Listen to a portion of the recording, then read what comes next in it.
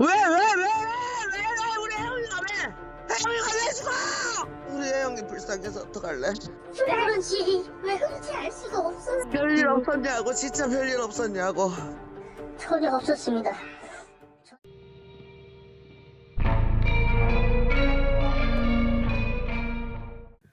(34) настай Солонгос хос болох Соо Хэон хоёр гэрлээд ердөө 3 сар болж байсан. Гаднаас нь харахад бүгдэд ад жаргалтай шинэ амьдралын эхлэл мэт санагдаж байлаа. Гэвч нэгэн орой Хэон гэртээ нас барсан байдалтай олдсон. Түүнийг хамгийн түрүүнд олсон хүн нь нөхөр нь байсан юм. Анхандаа энэ явдал гинтийн харамсалтай өхөр шиг харагдсан.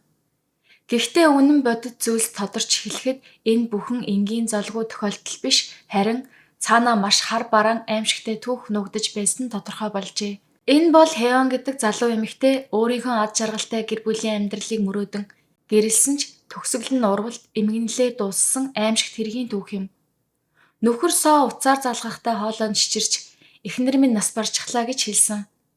Хадам ээж нь уцсны цаанаас тэр дороо балмагдаж юу гэж хэлсийг нь ч сайн ойлгож чадсангүй. Тэр өөрийнх нь охин болох Хэон нь эрүүл саруул ад жаргалтай байсан байтал яагаад гинэд нас барчих вэ гэж итгэж чадахгүй байлаа. Хичнээн олон удаа асуусан ч нөхөр нь зүгээр л уйлж гунигтай хоолоогоор хариулж байв. Тэд гэрлээд ердөө 3 сар болж байлаа. Гэтэл одоо Хэон байхгүй болсон. Хамгийн харамсалтай нь тэр хоёрын шинэ амьдрал эхэлж байсан тэрэл гэр дотор энэ бүх зүйл болсон юм. Аимшигтай явдал 2025 оны 3 сарын 13-нд болсон. Тэр өдөр Соо яаралтай тусламж руу залгаад би ажилласаа тараад гэртээ ирэхэд эхнэр маань амьсгалахгүй байна гэж хэлв. Цагдаа турган тусламжийнхан шууд ирсэн ч Хэон аль хэдийн амьсгал хураасан байжээ. Тэр эрүүл саруул залуу эмэгтэй байсан бөгөөд ямар ч шарах сорвгүй байсан нь бүгдийг гайхшруулсан. Энэхүү мэдээг сонссон хүн бүр цочирдож итгэж чадахгүй байсан. Яаж ийм залуу эрүүл хүн гинэт ямар ч шалтгаангүй нас барах вэ гэж хүн бүр гайхаж байлаа. Цагдаа нар ирээд шууд л энэ нөхцөл байдлыг энгийн золгүй явдал гэж хүлээж аваагүй. Тэд маш анхааралтай нарийн асуултууд асууж эхэлсэн. Хэоны нөхөр Соо энэ эрэгт ямар нэг байдлаар холбоотой байж магадгүй гэж хардаж байгаа нь илт байв. Цагдаа нар зөвхөн Хэонд юу болсныг мэдэх гэж биш, харин нөхрийнх нь үйлдэл яриаг анхааралтай ажиглаж ямар нэг зөрүү илрүүлэхийг хичээж байлаа. Үүнийг Соо мэдэрсэн тул сандарч эхэлсэн. Соо өөрийгөө хамгаалах гэж оролдож би ямар ч буруу зүйл хийгээгүй, намайг яагаад сэтгэлээд байгаа юм бэ гэж гомдлож байв. Гэхдээ түүний энэ үйлдэл нь цагдаа нарт бүр чих сэжиг төрүүлсэн. Учир нь тэр жинхэнэ уй гашуу сандрал харуулахын оронд өөрийгөө зөвтгөх, өөр дээрээ төвлөрч байлаа. Ингээд цагдаа нар түүнийг сэмхэн сэжигтнэр бүртгэж авсан юм. Тэгэхээр яг юу болсон юм бол? Тэр хоёр бие биетэйгээ танилцаад жилч болоогүй байхдаа гэрэлсэн. Тухайн үед энэ бүхэн залуу насны хайр, аз жаргалтай шинэ эхлэл мэтэл санагдаж байлаа.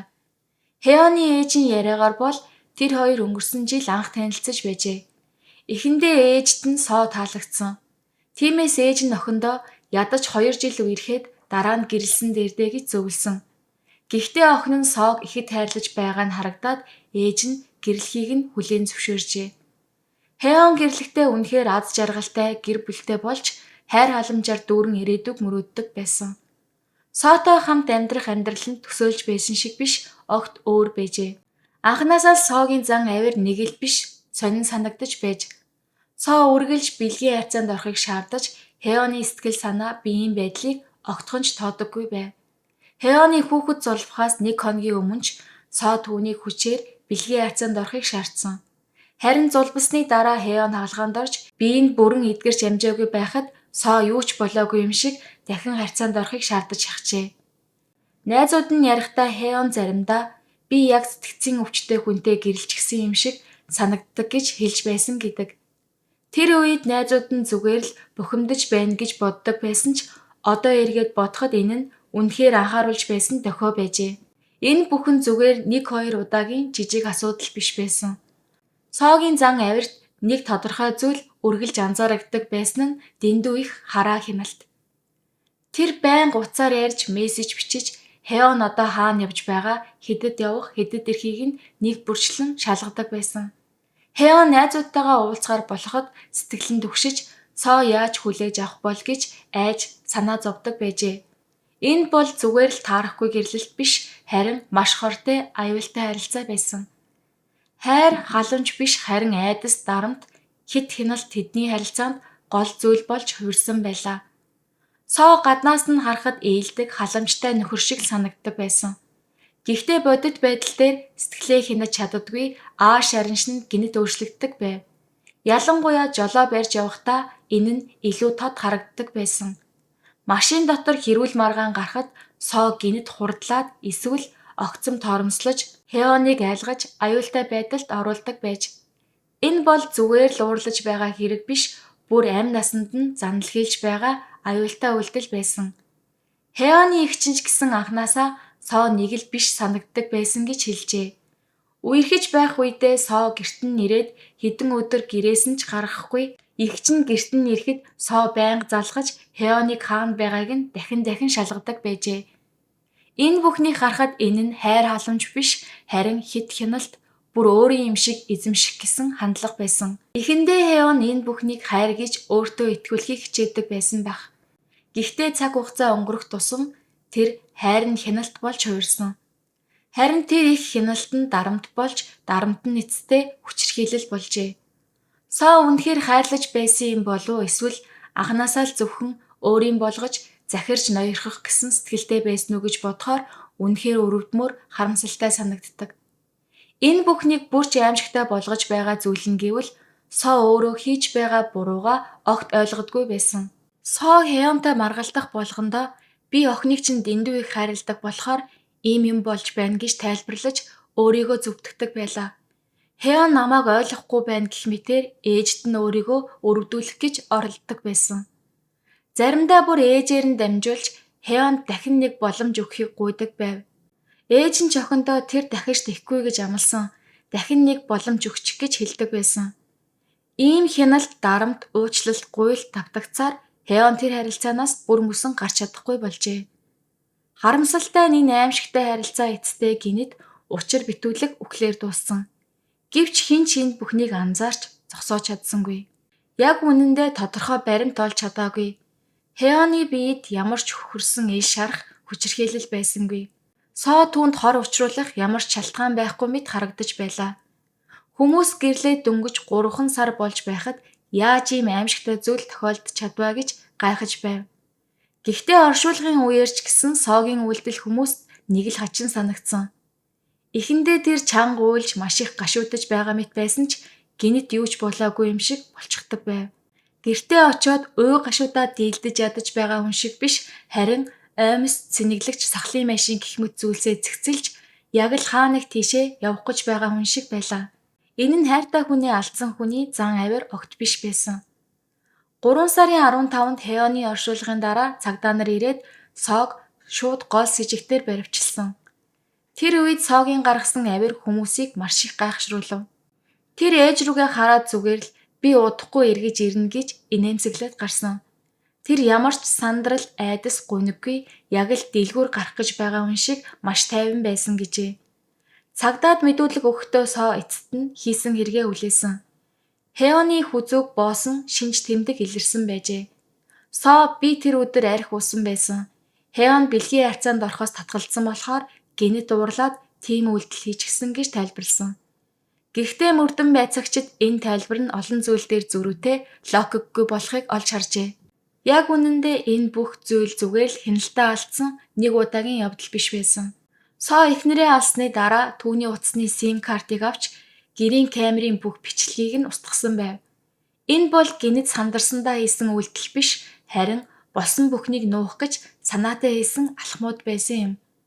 Эхнэрийнхээ утаснаас SIM картыг авч гэрийн камерын аппликейшнийг устгасан гэдэг нь ердөө л ослын дараах сандрал биш, харин хэрэг нуух гэсэн төлөвлөгөөтэй ажиллагаа байсан гэдгийг харуулж байна. Эцэст нь 3 сарын 20-нд цагдаа нар Соо албан ёсоор яллагдагчаар прокурорт шилжүүлсэн. 4 сарын 8-нд прокурорын газраас түүнийг албан ёсоор хүн амны хэрэгээр яллаж хорьсон хэвээр байна. Хеоны гэр бүл одоо ч гэсэн хариулт олдохгүй асуулт их уй гашуудуунд үлдсэн. Яагаад бид Соогийн жинхэнэ төрхийг эртгэн олж харж чадаагүй юм бол? Түүний халамжтай ээлдэг зан үнэндээ зүгээр л жүжиг байсан гэдгийг яагаад эрт мэдээгүй юм бол гэж өөрсдөөсөө дахин асуудаг. Одоо ч гэсэн эдгээр асуултад хариулт байхгүй зүрхийг нь улам л өвтгөж байна. Одоо Соо шоронд хоригдож байгаа. Энэ нэрэг дээр хамгийн чухал асуудал нь энэ үйлдэл нь санамсаргүйгээр гинэд ууралсандаа хийсэн зүйл үү эсвэл анханасаа төлөвлөсөн хүйтэн цустай аллах байсан уу гэдэг дээр төвлөрч байна. Хэрвээ прокурорууд урьдчилан төлөвлөсөн хэрэг гэдгийг баталж чадвал Соо доногдох ял улам чангарах юм. Соо өөрийгөө сандарч санамсаргүй хийсэн төлөвлөгөөгүй гэж өмөөрч ялаа багасгуулахыг оролдож байгаа. Гэхдээ тэр хийсэн үйлдэлүүд нь зүгээр л гинэт болсон зүйл гэхэд хэтэрхий төлөвлөгөөтэй харагдаж байна. Тэр яг л сэтгцийн өвчтөй хүн шиг авиралсан. Гэвч Хеоны гэр бүл уй гашуудунд маш хүнд шийдвэр гаргасан нь Хеоны зургийг олон нийтэд гаргах шийдвэр байсан. Ихэнх тохиолдолд хууль ёсоор хохирогчийн нүр царай мэдээллийг нууцладагч энэ удаад гэр бүл нь өөрсдөө ил гаргаж үнэн гэлчилэхээр болжээ. Харин Соогийн нүр царай хуулиар хамгаалагдсан учраас олон нийт түүний царайг харж чадахгүй. Энэ нь Солонгосын олон хүнд таалагдаагүй. Алуурчин хүн хамгаалагдаж байхад хохирогч нь бүх зовлонгүрч нүр царай нь ил гарч байгаад хүмүүс ихэд бухимдаж байна. Хеоны гэр бүл энэ талаар ил тод ярихаар шийдсэн. Тэд Хеон зүгээр нэг чимээгүй хохирогч байгаагүй. Тэр нас барахаасаа өмнө олон удаа тусламж хүсэж аюултай байна гэж тохио өгч байсан. Гэхдээ бид хэтэрхий хожимдож ойлгосон гэж хэлж байна. Одоо гэр бүл нь дахиж ийм аимшигтай хэрэг гарахгүй байгаасаа гэж хүсэж хүмүүс ийм дохиог эртгэн анзаарч анхаарах хэрэгтэйг онцолж байгаа. Энэ бол зүгээр нэг гэр бүлийн хүчирхийлэл эсвэл санамсаргүй маргаан биш. Энэ бол энгийн гэр бүлийн дүрээр халахвч хийсэн сэтгцийн асуудалтай хүний хийсэн аимшигтай хэрэг юм. Одоо ийм төрлийн хэрэг улам ихсэж байна. Нийгэмд иймэрхүү аюултай хүмүүс ойширсоор байгаа нь үнэхээр харамсалтай. Соо өөрийгөө гинэд санамсаргүй хийсэн гэж зүтгэсээр байгаа. Гэхдээ тэр утасны SIM картыг авсан, гэрийн камерын бичлэг устгасан, гаднаа гашуудаж байгаа хүн шиг дүр эсгэсэн. Энэ бүхнийг бодоход энэ бол зүгээр нэг санамсаргүй явдал биш, харин сайтар төлөвлөсөн хэрэг байсан нэлт байна. Хеоны гэр бүл ганцхан зүйлийг хүсэж байна. Тэр нь Соо үнэхээр гимшиж хийсэн хэрэгтээ хариуцлах хүлээгээд уушлал гуйгаасаа гэж хүсэж байгаа. Гэвч Соо нэг ч удаа уушлал гуйгаагүй. Харин ч өөрийгөө зөвтгөж энэ бол зүгээр нэг санамсаргүй явдал байсан гэж зүтгэсээр л байна. Ингээд энэ хэрэг хараахан дуусаагүй байгаа. Шүүхээс эцсийн шийдвэр гараагүй байна. Ямар шийтгэл оноохыг хүлээж байгаа. Энэ хэрэг бидэнд нэг зүйлийг маш тодхон сануулж байна. Аимшигтай гэмт хэрэг үлдэж чадах хүмүүс заримдаа энгийн гэмгэн үн шиг харагдаж чаддаг. Хэрвээ хэн нэгэн айж, зовж, тусламж хэрэгтэй байна гэсэн шинж тэмдэг илрүүл түүнийг тойрсон хүмүүс хууль сахиулагчид анхааралтай хандаж хамгаалж чаддаг байх ёстой. Одоо Соогийн хэрэг хэрхэн шийдэгдхийг хүлээх л үлдлээ. Үнэн зөв шийтгэл гарах нь маш чухал. Өнөөдрийн яриг энэ хүрээ дуусаж байна. Дараагийнхаа бичлэгээр уулзцаая.